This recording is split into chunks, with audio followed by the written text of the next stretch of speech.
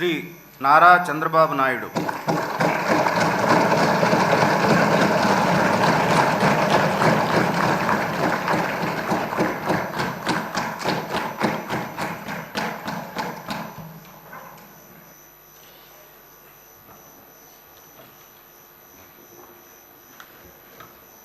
నారా చంద్రబాబు నాయుడు అనే నేను శాసనసభ సభ్యునిగా ఎన్నిక అయినందున శాసనం ద్వారా నిర్మితమైన భారత రాజ్యాంగం పట్ల నిజమైన విశ్వాసం, విధేయత చూపుతానని, భారతదేశ సార్వభౌమాధికారాన్ని, సమగ్రతను కాపాడుతానని, నేను స్వీకరించబోయే కర్తవ్యాన్ని శ్రద్ధాశక్తులతో నిర్వహిస్తానని దైవ సాక్షిగా ప్రమాణం చేస్తున్నాను.